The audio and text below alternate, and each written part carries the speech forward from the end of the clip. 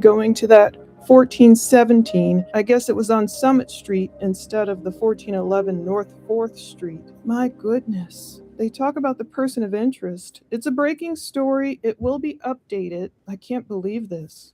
Tomorrow is the public visitation for the Teppies. Why would he do this? What we learned previously about Michael David McKee, and right now they seem to be the only mainstream media reporting about him. But in this video here, we went over the entire divorce decree, the 55-page court document, and nothing seemed to scream murder to me. Of course, it's always a possibility, but I didn't see anything. I know she left him. Oh my goodness. Pretty quickly, she filed for divorce. This is horrible. Everything I went over here was speaking about the surprise in the court documents, the fact that she bought her own rings, and that's him. And I mean, a successful, seemingly successful doctor, what, a vascular surgeon? Who would do that? Yeah, that's him. Congratulations to Dr. and Mrs. McKee. So they were married, but the thing that shocked me was it was such a quick marriage. And I go over the older photos I've found of them. They obviously dated for a while. I was trying to debunk the Michael David McKees getting mixed up with other Michael David McKees in the same area or around Ohio. But I never found, well, I didn't have it given to me at this point if there were any previous domestic violence or anything like that reports. I hadn't received them yet. My goodness. My goodness.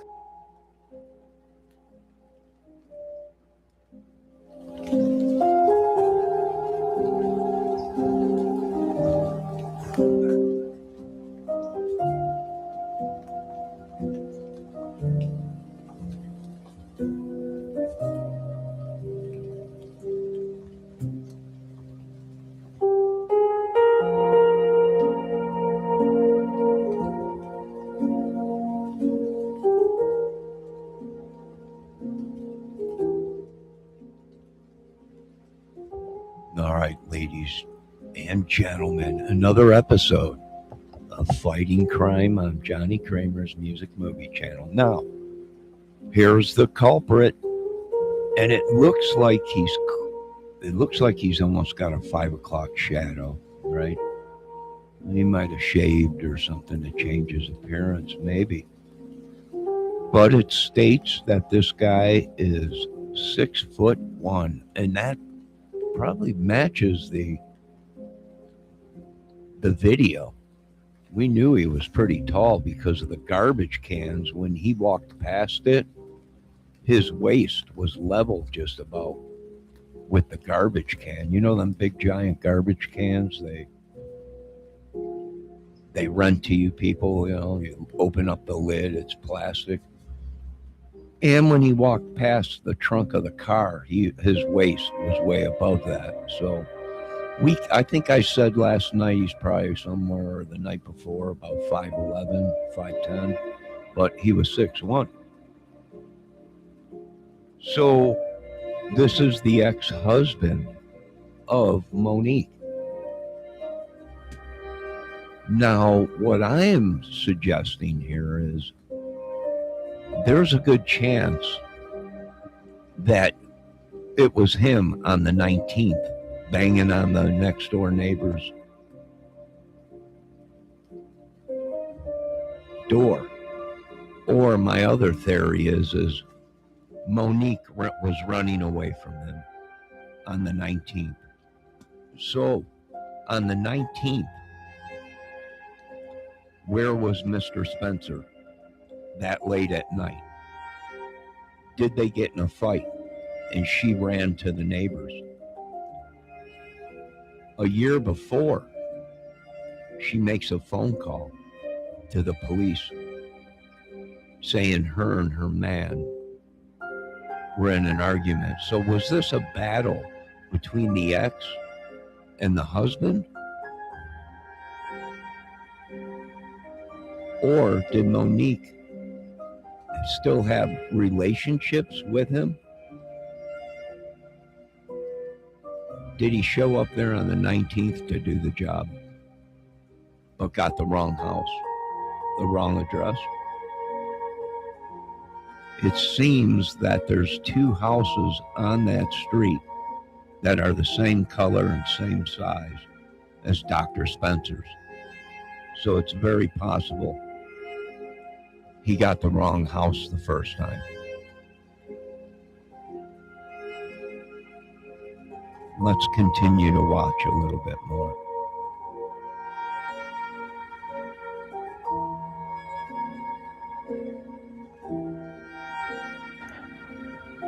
I'm just so blown away. They wanted to keep quiet. Date of birth, June 29th. That's him, 1986. That's how I was able to confirm the correct person. Lincoln Park. Beautiful. The zoo is probably really close by. Look at that. So that's where he was living. So he wasn't doing that bad off, was he? What's this apartment again? So we don't have anything about him here yet. Maybe until they Park Zoo and are able to bring him in and when they can extradite him. But I want to see again how he was living, since of course I'm familiar with Chicago. We'll come back to that. Is this the Pierre? Oh, the Pierre, New York. No, the Pierre Condominium Complex in Chicago. So that's where he was living, 12D. So is it like condos? Maybe he was living, it's like condos. What's this, Lincoln Park plus a hotel?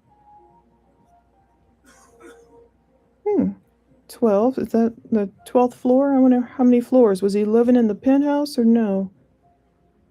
Stroll from the beach, a very nice place. Why? I just don't understand when people ruin other lives and blow up their own lives. The Pierre, I don't know if I know this place. It probably used to be something else, but they have a pool on the roof. 12 stories.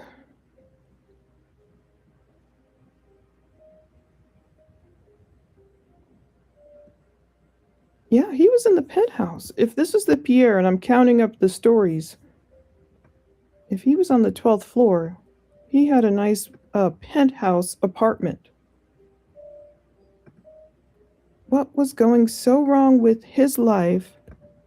I mean, I don't get it. Why couldn't he move on?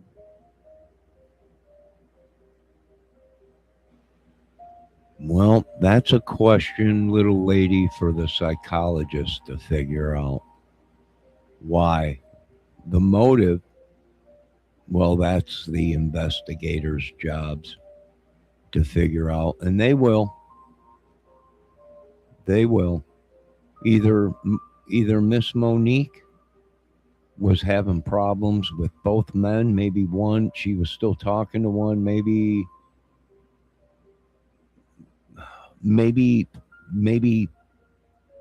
she had no contact with that guy, and that's why he had no idea where she was or what address it was. Maybe he just took a guess and got the wrong house on the 19th.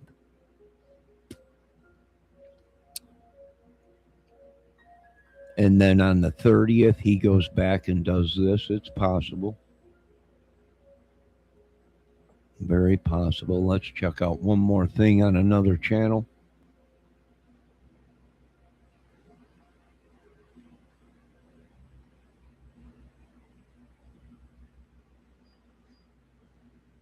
This guy's pretty good too. Let's get his channel in here.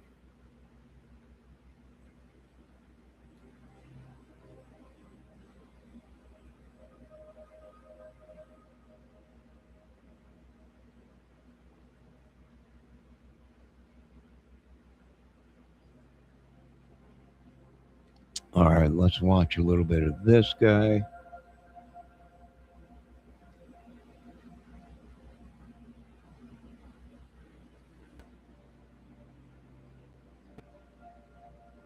You're right. It did appear, at least from what we've heard on news reports, there was no forced entry. Did he honestly like knock on the door? And no, because it was the middle of the night. And they didn't tell us the timing. There's so much missing here. But again, our job is not to Monday morning quarterback. Our job is not to, try to figure out maybe the details of things. Our job is to watch professionals do very, very good work. And yeah, it appears, observation station, that the guy that was walking is Michael. I mean, I might be filling in a couple of details here because the affidavit of probable cause just says that detectives were able to identify a suspect through neighborhood video surveillance, and then the suspect was tracked to a vehicle which arrived just prior to the homicides and left shortly after the homicides. I don't know when the homicides took place. Maybe neighbors heard gunfire or something like that. I hope they fought back. I hope these awesome people fought back and made forensic evidence in. Well, I do believe that we can hear the officers or the paramedics that are there when they're talking to dispatch, that the dispatch thinks it was they were making sure it wasn't a 73 code, which is murder suicide. And I do believe we hear the ambulance guy, the medics, saying no, it wasn't that. There's no weapon here, and there's defensive ones. So it's possible the husband or Monique fought back. Now, this is also something this guy could have just did out of the blue. And there's a good chance that maybe they still had a relationship behind the scenes. Undercover, not sure. I'm sure they'll figure that out too. All right, let's watch a little bit more of this, because this is going to show what we wanted to see first before we made our decision if that was the guy coming out of the alley, was the gunshots. Now let's listen to this guy.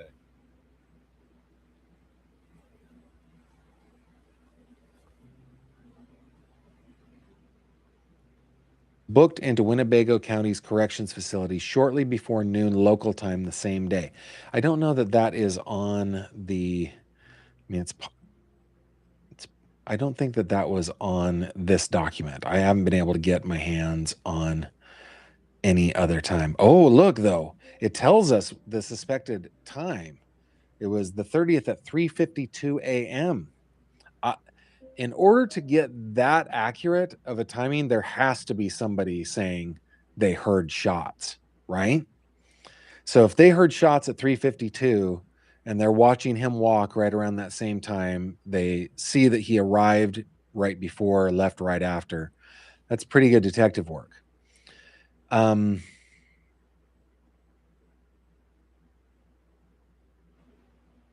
right, so there we go in the paperwork there.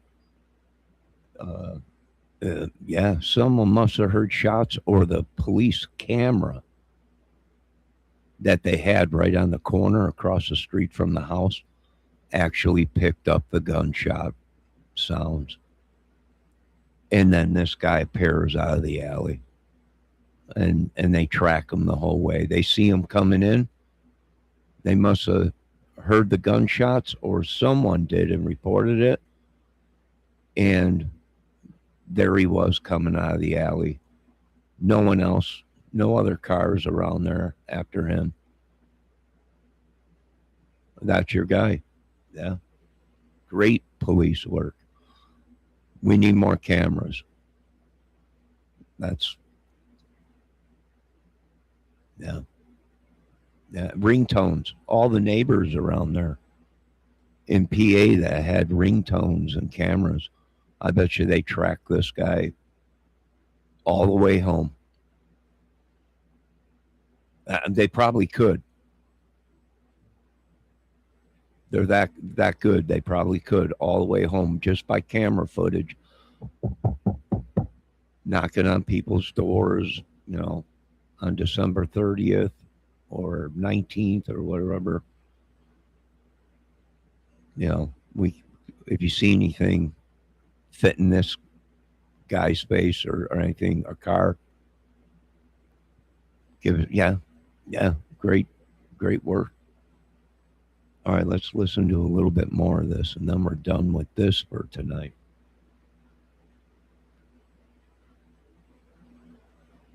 McKee is scheduled for a hearing on January 12th, likely an extradition hearing, to start the process of his return to Ohio to face charges. Monique, 39, Spencer, 37. Yeah, okay.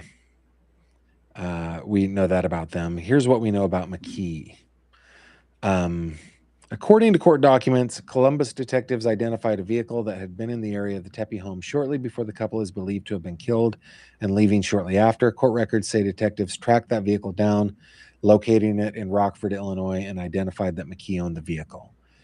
On January 5th, police released security camera footage from an alley near the Tepe home, showing a person walking during the 2 a.m. to 5 a.m. window on December 30th, during which detectives believed the Tepes were killed.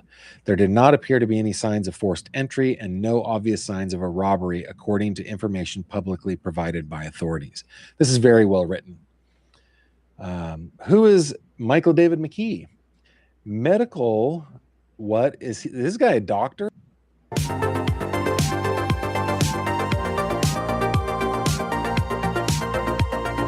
Live.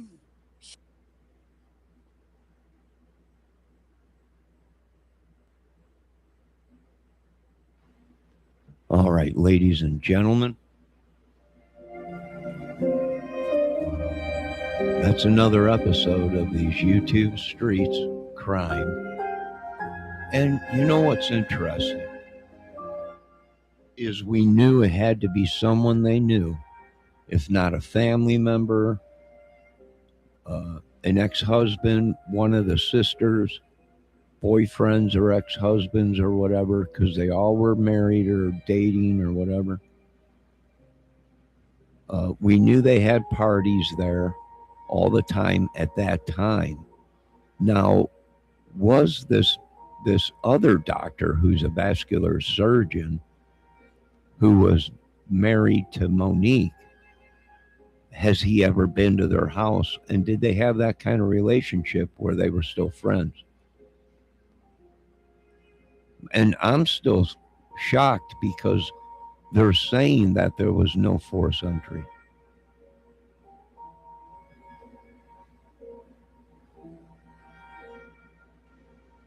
How did he get in there?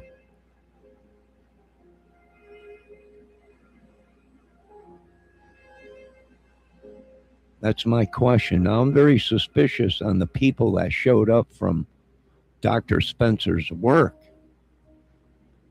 and who went in there first.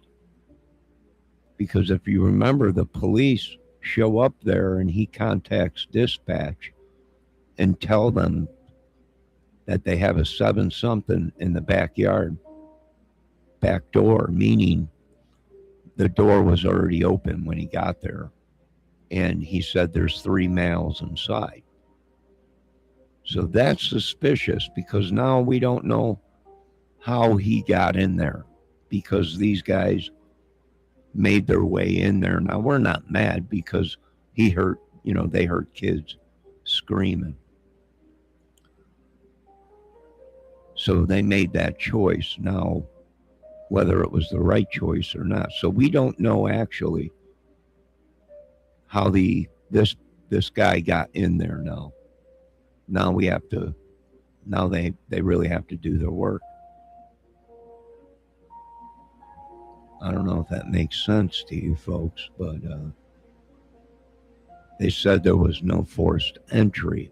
Well, someone let him in, or somehow he had the code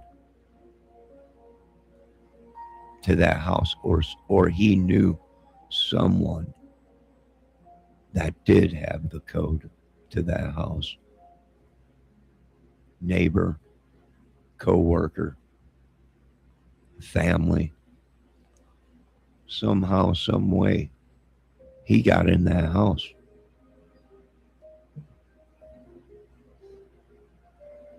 Now, my question is, if Monique divorced him and they separated on good terms, and he banged on the door or even contacted her,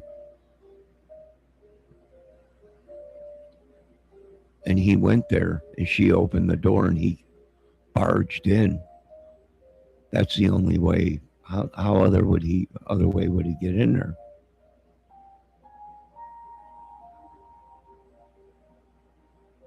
All right, ladies and gentlemen, we'll be back with more info on this once it comes in. Very interesting. Have a great night.